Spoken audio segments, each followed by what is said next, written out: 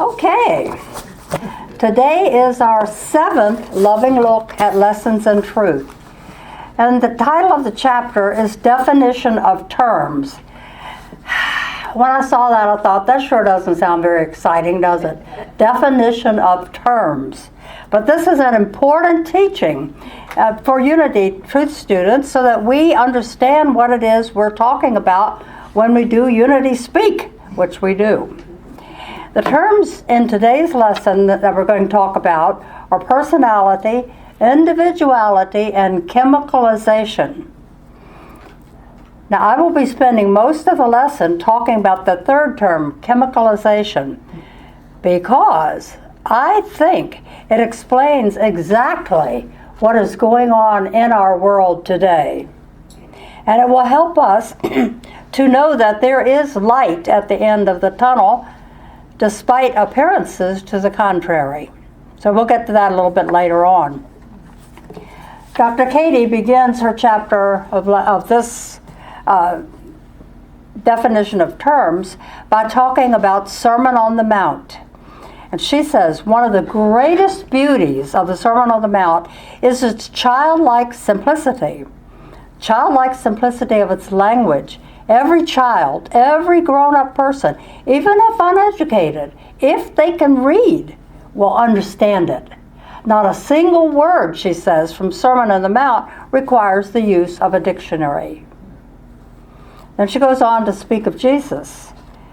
More of the wisdom that is God came forth from him than through anyone else who has ever lived. The more a person manifests true wisdom from God, the more simple are his words, which he uses to express his ideas. What Dr. Katie says, using Jesus as an example. What was interesting to me, made me smile at Dr. Katie. Okay, so she opens up with telling us we need to use simple words, simple ideas and truth. And then she goes right on into the meat of the lesson with 3 difficult to understand terms. And I guess her idea was to take those 3 difficult terms and make them easy to understand. I thought that was kind of funny. The words personality and individuality have distinct meanings in Unity.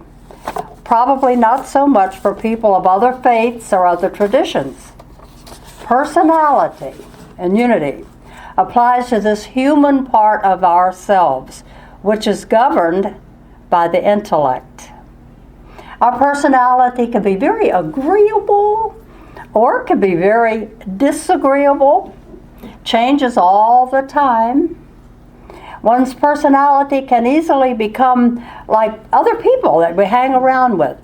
I remember when I spent several months in Canada one time, and I picked up the accent, just like that, eh?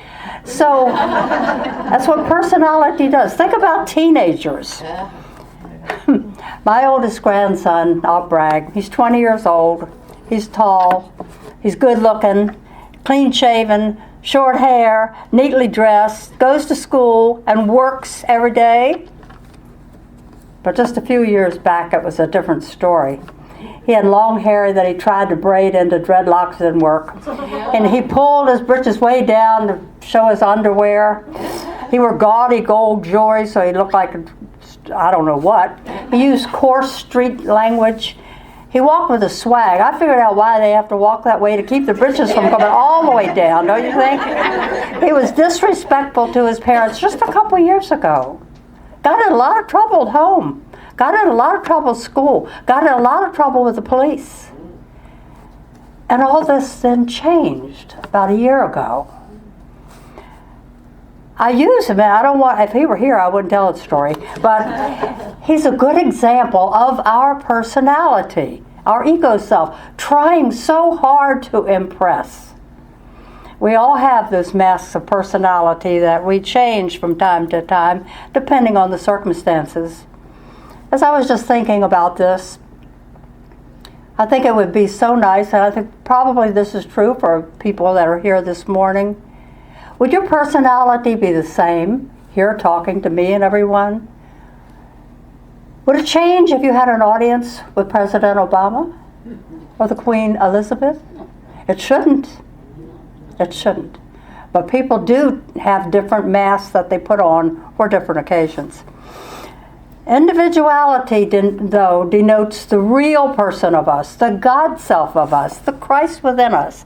This is the part of us that never changes.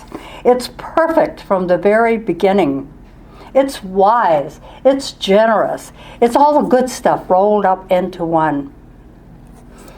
No other teacher of truth had a better understanding of the contrast between personality and individuality than did Jesus Christ.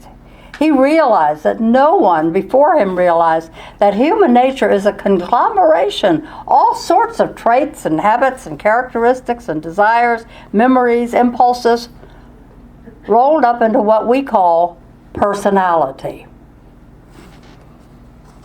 But personality can be illumined. It can be improved. It can actually even be made perfect. This is one of the main goals of Unity Truth Teachings, to reduce the ill effects of personality. But we do have to remember now, all personality is not bad. Much is good and true and lovely that goes into it. Life wouldn't be interesting at all if we suddenly gave up our personality. This is what we use to go out and have contact with people in the world. It's the face that we put forward. We have to have it. To think of a person functioning without a personality would probably be just as difficult to think about how a person would operate in this human world without a human body. It's part of who we are. Now, Dr. Katie says something a lot of people probably would be shocked by, that God did not create our personality. Oftentimes we'll hear people that have personality disorders, or they say, I have a harebrained temper, or I have this, and I have that. What can I do? God made me that way. No, God did not make them that way. And that's no excuse for not working on ourselves and improving our personalities. But God did create our true being, which is the spiritual part of us. And He endowed us with full potentialities, gave us freedom of choice, and to decide what we're going to do with all these potentialities. And the net result of what we have done or not done with this innate potential is now showing forth in the world as our personality. Now, Unity does place as much, if not more, emphasis as any religion in the world on the fact that each person has a real and perfect self. I like that daily word today that Barbara read. It said the same thing. Regardless of what the personality might be up at this moment, behind all the displays of personality, there ever stands the true Son of God, our true individuality within us. Always there. Yes, it can be hidden. It can be ignored. It can be forgotten sometimes, but it is always there. Always. In the New Testament, there are two characters that symbolize the human personality and individuality: John the Baptist and Jesus. John is the character who represents personality, of course. He had a well-developed personality, a useful personality. But if you study John carefully, you will discover that he was virtuous, of course, but he had many faults. He could be loving and thoughtful in certain circumstances, but he could be harsh and thoughtless under other circumstances. He was so preoccupied with sin and repentance that he never came to the awareness of God's goodness, God's absolute good. He never did that, just worrying about people's sins. As we all know, he did what even the best of human personalities do sometimes. He lost his head. Yet, we must understand that John the Baptist was a worthy character. We don't want to devalue him, even with his faults. It is clear that John saw his own symbolic role in the Gospels, and he saw the symbolic role of Jesus the Christ. John represented personality, Jesus represented individuality. And it was with this realization that John was able to say, he must increase while I must decrease. This brings us to a problem.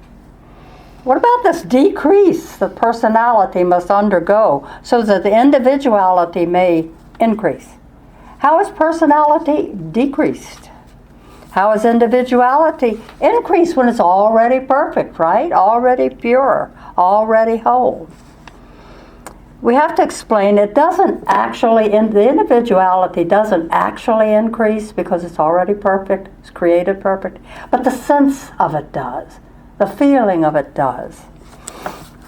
But our personality, no matter how great and wonderful it is, must be subservient to the real self of me, to my individuality. Our personality must be subservient. And we have to understand by decreasing the domination of personality, nothing of value is ever lost. In fact, something of infinite good is gained. A wonderful transformation begins. There's no greater blessing for a human being to experience than an increase of feeling in his own or sense of his own individuality. To sense of that feeling of God within, God guiding me, God directing me. It is to rise in one's awareness and enter into higher levels of being, what Jesus would call the kingdom of heaven. That's where we want to live. It's where we want to be. Now, some people have voiced concern that what would happen to them if their personality were suddenly to decrease? What if they didn't have a personality? How would they be able to get along in the world? Because the world depends on our talents and our abilities and the powers of our personality. So what would happen if it starts to decrease?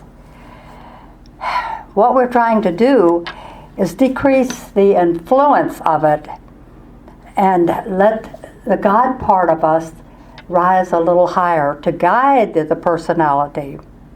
What would happen if we sincerely work on this and think about this?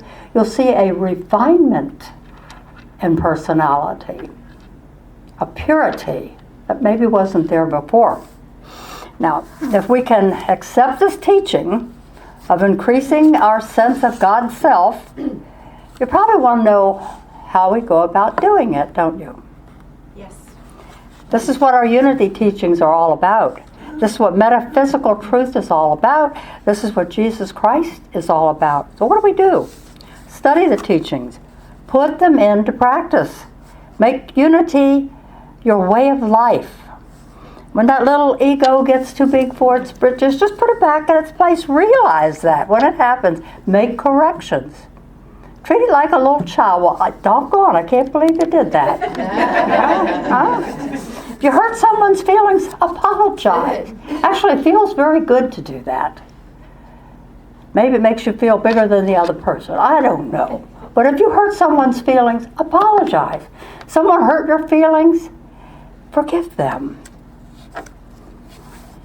If you like to brag or boast, I know people like to brag and boast. Try zipping lips. Learn to listen more. Learn to listen. And if you are having fears about anything, fear is a rough one. You can get a break from it by listening to beautiful music or reading something inspirational. Let that individuality rise and help you. Let that Christ within shine forth. When personality decreases in domination over individuality, it's really quite beautiful. We've all known people who said, doesn't she have a pleasant personality? Doesn't he have a gentle personality? That's what we want. Doesn't she have a loving personality? And then we all know people where we say the opposite. But within each person is that perfect Son of God, the Christ within, that can be elevated, and just let that personality cool down just a little bit. Something wonderful happens to our bodies when personality is decreased and individuality is increased. This is interesting. There's a book called Occult Anatomy in the Bible, written by a Dr. Corinne Helene. It's written in 1991. I'm going to read this to you. As long as man remains swayed by personality, low vibrating atoms responding to hate, fear, sensuality, and the like intermingle promiscuously throughout his body and affect the various organs and functions. In the practice of spiritual truth, the very atomic rhythms of the body are changed. With the beginning of spiritual living, the atoms attracted into the body vibrate key thoughts and key emotions of purity, love, courage, and wisdom. And the body is regenerated with the fusion of like with like. As hatred is overcome by love and consciousness, molecules of hate are ejected from the body, and molecules of love take their place.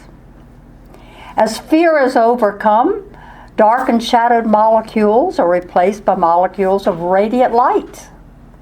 So as man gradually learns to elevate himself closer to the Christ ideal in his daily living, he is at the same time building a new body, a veritable body of light singing in every atom. Wouldn't we all want to have that? A body of light singing in every atom. It's worth working for.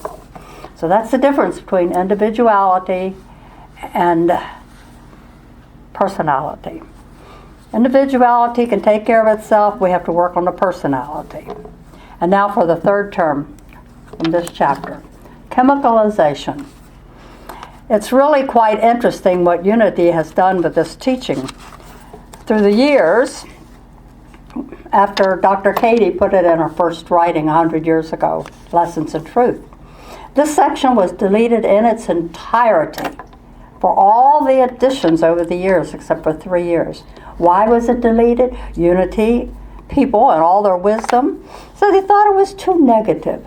They thought it was too confusing. They took it out.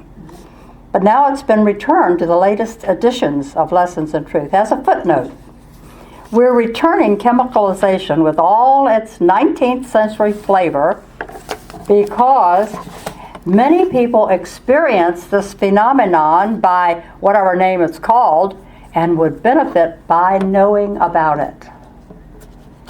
Dr. Katie used the word chemicalization.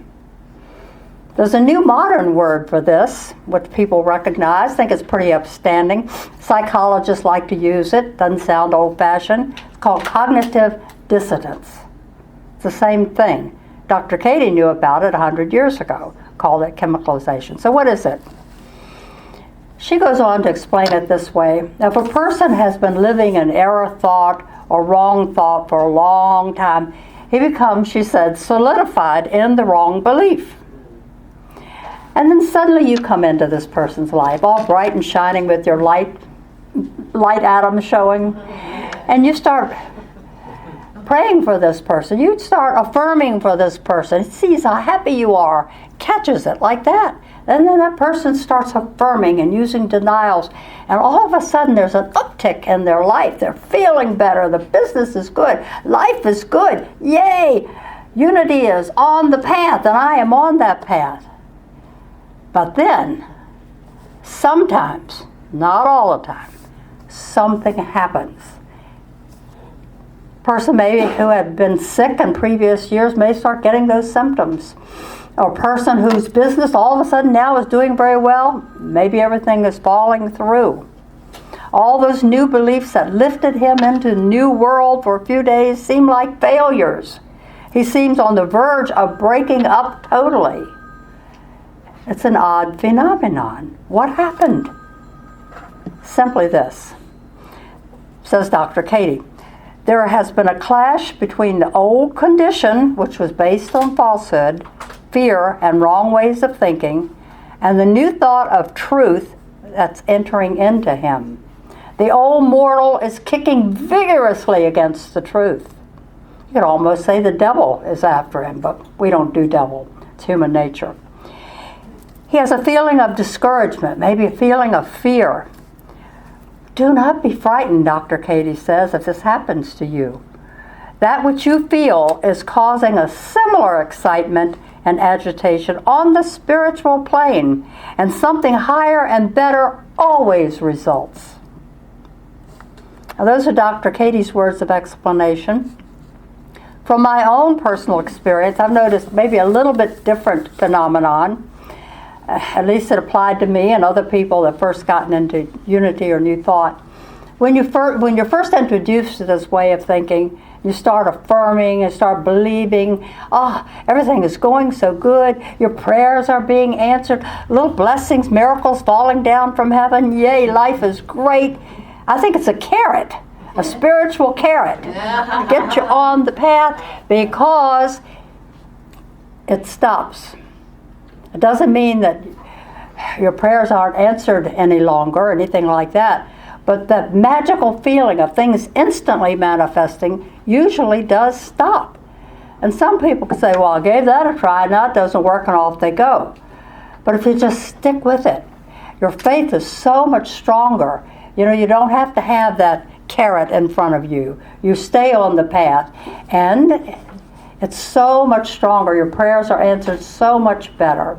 So that's what I have noticed about it. So more a different kind of chemicalization. We just have to be patient, because your good is on the way back to you better than ever. Emmett Fox, the other New Thought person we all know about, described chemicalization this way. It seems as though everything begins to go wrong at once. This can be disconcerting, but it's a good sign, he says. Suppose your whole world seems to rock on its foundation. Hold on steadily, let it rock, and when the rocking is over, the picture will have reassembled itself into something much nearer to your own heart's desire. Maybe this is what Jesus meant when he said you can't put new wine into the old wineskins. It's probably exactly what he meant. But I want to make it real clear this doesn't happen to everyone. Probably does not happen to many people, but it does happen. Now, while thinking about the chemicalization process, my inner wisdom told me to think about this as happening in our world today. We do know that more and more people are working on their spirituality. They are attending the churches, they're studying yoga, they're going to meditation classes, they are doing good deeds, they're giving to charity, they're praying for peace, becoming vegetarians, worrying about organic foods, concerned about Mother Earth, concerned about all the animals on the earth. This is causing an increase in the spiritual levels of mass consciousness, I do believe. And at the same time, we see the very opposite happening all over the world, don't we? People killing people, wars without end, starvation, torture, greed and corruption like we've never seen before, police officers being assassinated, coarseness and disrespect and loathing. How can this happen? Why is it happening? Will it ever end? Well, yes, it will. Alan Cohen addresses this very issue. This paragraph, which I'm going to read to you, was read at the Unity Suncoast Ministers meeting as an explanation of what's going on today. Alan Cohen. Is this madness an indication that humanity has sunk to the brink of oblivion? He says, I have a different take on this. I believe we're in the midst of a huge transformation. Huge, as the Donald said, huge transformation, of which you are a part. And as a result of this huge transformation, an abundance of muck, insanity, and weirdness are coming up for cleansing and healing. He explains that it'd be like using a wash machine and the agitation cycle, and you put in your dirty clothes, and in that cycle all the dirt and muck comes to the top, and you look at it like, ooh, that's terrible. But we have to realize that agitation cycle is just part of the whole cycle of the washing machine, and the dirt and the muck is getting ready to be flushed away with the rinse cycle. Behind the hard news stories, he says, and media hypes, fundamental human goodness thrives. The darkness actually calls for the light because it presents us with a stark and unmistakable contrast between what we want and what we don't want.